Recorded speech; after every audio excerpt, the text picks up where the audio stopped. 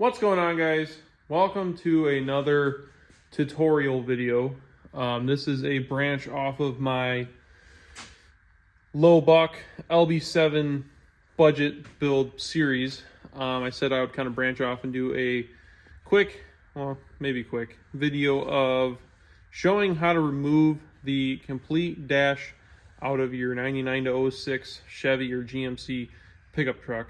I'm also going to remove the ductwork as well, because in my swap I'm doing a four-wheel drive swap from one truck to the other, and rather than ripping the harness out of the dash, I'm just replacing both dashes, flipping from one cab to the next.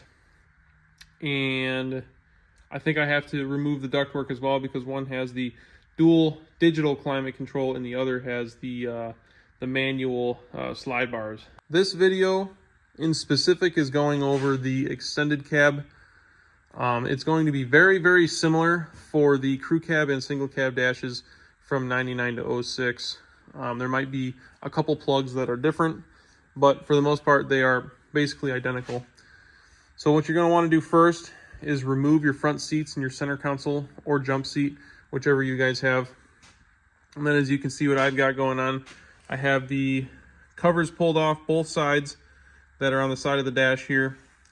The door harnesses I have disconnected on both sides. They run up through here and then plug in to these plugs. If you guys can see one there, and then there's another one down there. All of these plugs are specific. They have their own alignment tabs integrated into them, so you can't really mess it up. They only go in one spot. You're going to also want to pull your dash bezel out. You don't have to pull the radio. The radio just was not in this truck when I bought it, so the dash bezel can come off. The driver door, I have the harness pulled for that as well. Here's a better glimpse of that. This is the driver door harness. It runs up through the kick panel here and then plugs into your fuse block on the driver's side here, up in there. It's kind of hard to tell in the video, but you'll be able to trace it back up there and then basically drag it down and keep it out of the way for the rest of the project. But you'll also want to remove the covers here that go under your sill plate. They're kind of a pain in the butt and you may break the tab. So with the dash bezel removed, as well as both covers on each side here, you have the majority of your hardware exposed, except for the two screws behind these vents. So to pull these vents out, usually I use like a trim tool, kind of like this. These also pull out those push pins for like your inner fenders and stuff.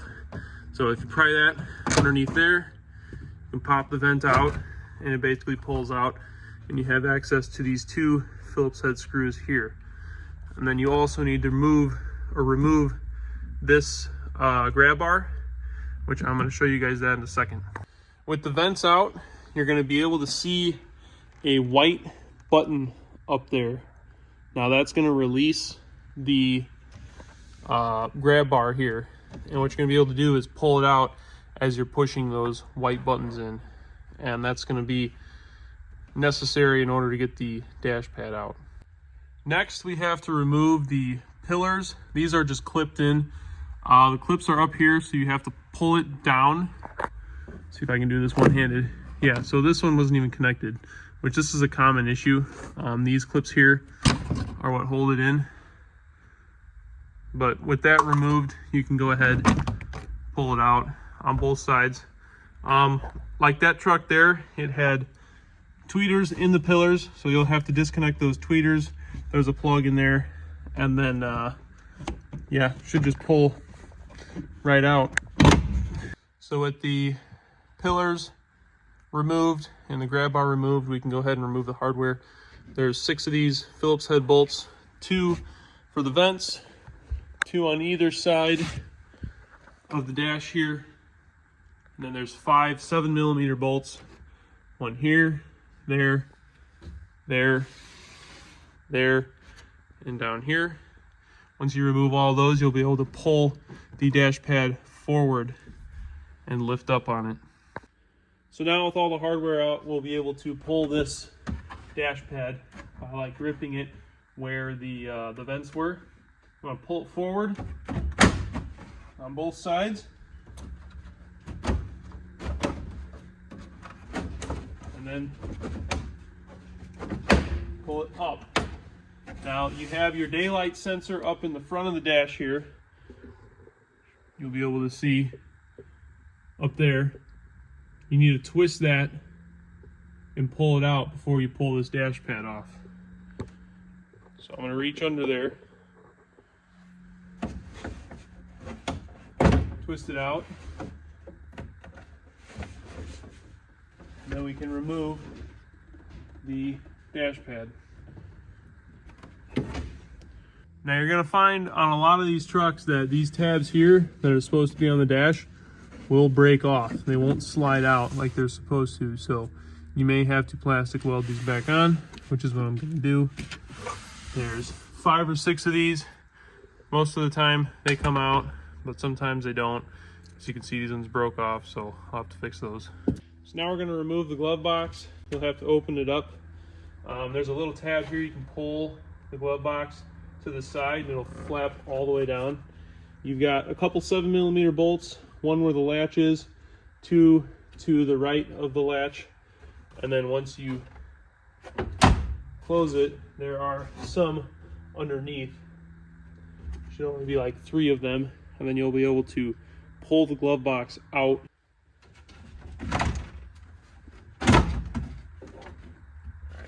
And in this instance, there is a light in the glove box. You'll want to disconnect the plug for that, which you'll need just a small flathead screwdriver. So that's all the plastic you need to remove on the passenger side. On the driver's side, the last thing we have to remove is the kick panel here. I already took the bolts out. There are 2 7mm underneath here, and basically it's got plastic clips. You just have to pull them out, kind of like that. You'll be surprised how many of these things don't come out. You can see down here, this one didn't want to come out with the kick panel, along with the one over here that you heard fall on the ground. But you'll be able to bend those back and put them back onto the plastic. Now we get to remove the entire steering column in order to get the dash out. So first thing we're going to do, this cover here, there are 4 10mm bolts. We'll pull those off first. So with that cover removed, there's a couple harnesses that need to be unplugged. This one here, you'll be able to trace back to right here. So that needs to come unplugged. You have your airbag plug underneath the dash. Kind of see it in here. There is a yellow plug that'll be unplugged here. And then there's this big bulkhead right here that also needs to get unplugged, and you'll be able to pull this whole harness out from that. And then there's one more plug that needs to be undone, and it is on the shift linkage here. There's 2 wires, a little hard to see, but right inside back there, 2 wires plugged there that needs to be undone as well. And then you'll need to pull the shift linkage off. And there's like a little fork in there that keeps this from coming out of the column. You'll need to remove that little fork. And then there's some prongs. You'll have to push the shift linkage down into the dash to get it out of the way for the column to come out. So we got all the plugs disconnected. This is the little one I was talking about that wraps up around the column and then plugs into something with the linkage here. I don't remember exactly what this is. You got your airbag plug. It's yellow. Most of your airbag plugs are yellow in the cab. This plug is the one that goes over to here, which is where your fuse block is on the driver's side. And then the main bulkhead.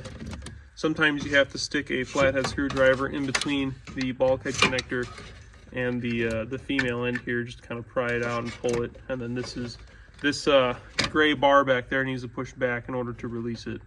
So now we're going to get to unbolting it.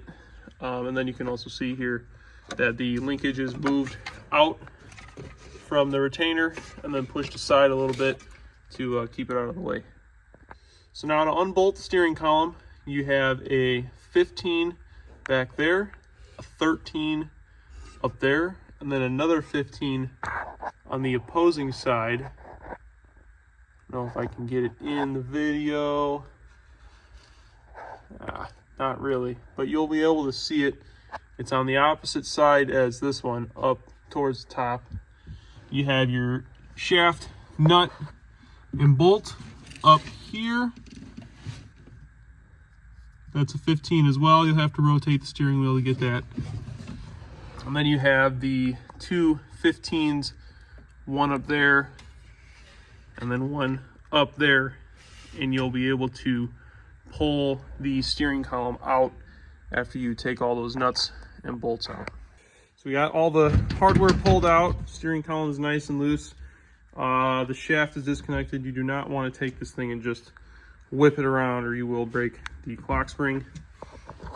You can see up in here, I've got the shaft pulled out of the column, and it's ready to come out.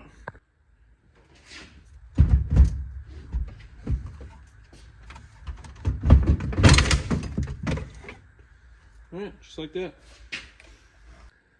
With the steering column out, I'm gonna go ahead and disconnect some of the other wiring. So this right here is your headliner harness. It runs all the way down to the fuse, or not a fuse block, the bulkhead down here. I believe it is this brown one. You want to disconnect that. There's also the white one as well up there. So 2 plugs. I'm gonna fish that up through the dash and then pull it out through the top up here, and then just kind of dangle it over the windshield there. On higher interior package trucks, there is likely a plug somewhere over here up top that connects to the headliner harness. And then there's also a couple plugs over there for a harness that runs up and down the passenger pillar. You're going to want to disconnect all of those plugs. Just trace them back from the harness that runs down the pillar. You'll be able to find them easily because they'll be on top. Now on the driver's side, kind of underneath the carpet, there's a bunch of plugs here. You're going to want to disconnect all of these. You got another airbag plug. This is for your harness that runs under your seats. And then you've got another plug up here on the fuse, or on the bulkhead, that you're going to want to pull apart as well. With everything unplugged from the bulkhead, we can go ahead and remove it. It's got these 2 tabs on either side. Basically what you're going to do is pull them together, and you'll be able to pull the bulkhead out, and then it'll slide up from the bracket. I'll push it out of the way a little bit, and then we need to disconnect that blue wire up there that runs to the park brake mechanism. So this blue wire right here, a little hard to see, but you can just kind of wiggle it and it'll eventually disconnect itself. And now on the passenger side, you got these 3 plugs here. These are all for your HVAC, all your blend motors and your blower motor and all that. So we'll pull all 3 of these out, and then you've got another airbag connector back here for the passenger side as well. So now pretty much all the wiring is disconnected. Now we're going to go up here, and we've got 2 ground posts, one up here on the passenger side, one over there on the driver's side in about the same spot. And then you have your antenna as well, which is right here. Your antenna will just unplug from where the foam is at, if I can get it. And then you've got 2 10mm nuts, like I said, one on this side and then one on the driver's side. And you're going to want to pull the grounds off those studs. So now we need to direct our attention to the outside of the truck. We have the wiper cowl here that needs to be removed in order to get the windshield wiper motor harness unplugged, because this is connected to the dash harness and there's no external plug other than disconnecting it from the windshield wiper motor. So what we're going to do is pull these plastic caps off, you got two 13mm nuts for the wipers. These are a big pain in the butt to get off sometimes, especially on northern trucks that have never had these off.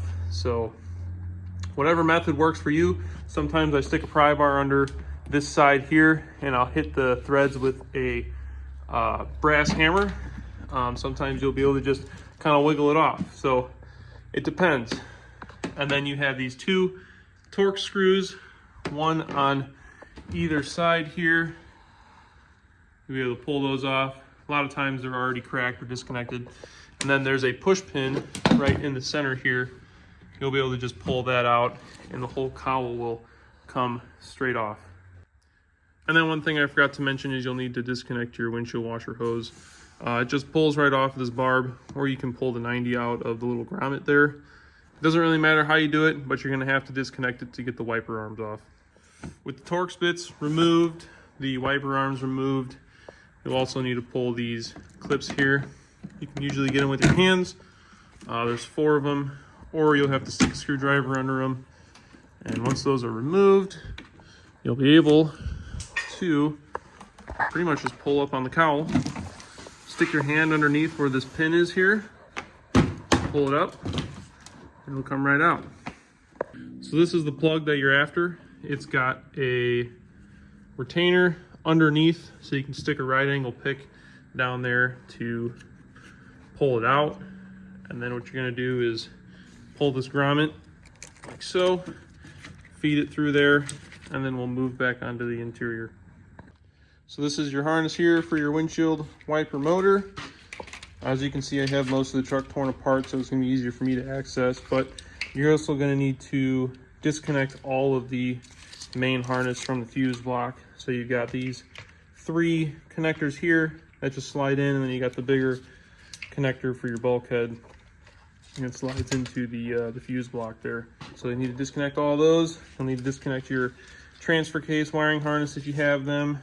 And then there's a couple other odds and ends plugs. These are usually bolted to the posts up top, and there's more plugs that sit inside the fuse block itself or underneath it. So disconnect all of that, and then that'll pretty much be it for the exterior of the truck.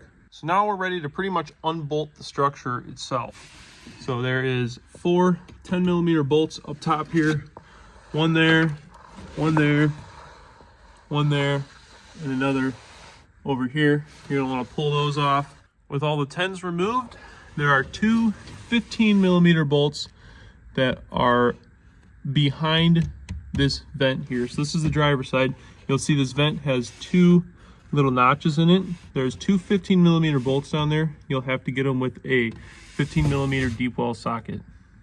With those 2 bolts removed, there are 3 more 15s on the passenger side, the 2 right there, and then there's a 3rd one behind the vent back in there. It's going to be hard to see, but it's on the lower side of the vent right through there. You'll be able to see it once you stick a flashlight in there. And there's 2 more 15s on the driver's side, one down there and then one up top there. With the 15s removed on either side, there's 1 more 13mm bolt underneath this cover here, right there. So we need to remove that guy. Now with all the bolts removed, we'll be able to pull the dash out.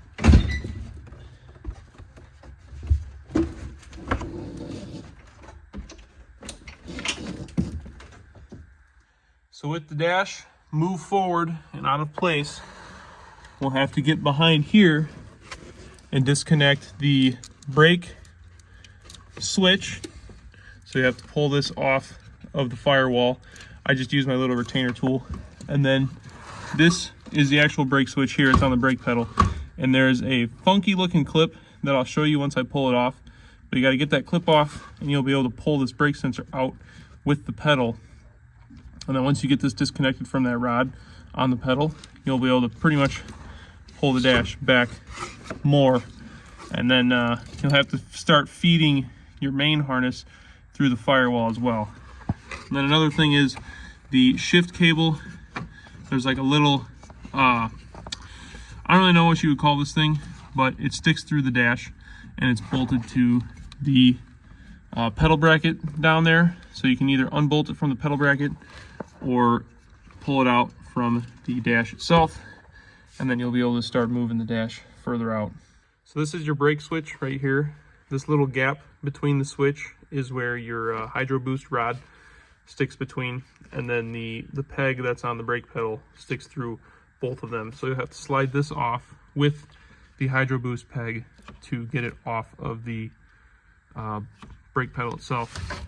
And then the clip right here is what you're pulling off. So pretty much what you got to do is you have to push it forward, pull this little tab up, because this is what locks it onto the peg, and then you'll have to push it or pull it back after you pop this thing up, and the bigger hole will slip off of the peg on the brake pedal. And of course, one other thing I forgot to mention is you need to disconnect your parking brake release. You can unbolt it from the dash. It's just a 10mm bolt that's underneath this lever here, and then we can swing it out of the way. With the dash coming out, what you're probably getting held up on is the boot right here. So press this boot into the firewall, just like that. All you have to do now is just feed your plugs through the hole. Usually you have to do it one plug at a time, but after they're through, you'll be able to pull the whole dash out. All right, so that's it. The dash is removed from the truck. It is on the floor there. This makes for super easy access to your ductwork. If you've ever had mice, crap, or pee in your ductwork, you know that it smells awful. So easy access to this to clean it out, as well as fixing like your heater core. Now to remove this, I'm not going to go over it. I'll show you guys kind of where the hardware is, but it's all attached through the firewall. All of these 10mm bolts and nuts. So there's some bolts, nuts there. You've got a couple more 10mm behind the engine there. I don't think any of them are covered up by the firewall blanket, but once you remove those bolts and nuts, you'll be able to pull this whole HVAC system out. So that's gonna be it for this video. Hope it was useful and helpful. The installation process is pretty much just gonna be the reverse process of what I showed you guys. The only thing I can think of being a little different is you'll have to make sure you reconnect your HVAC here, your vent for your feet on the driver's side. But other than that, everything is in reverse. That's gonna be it for this video. Stay tuned for the next.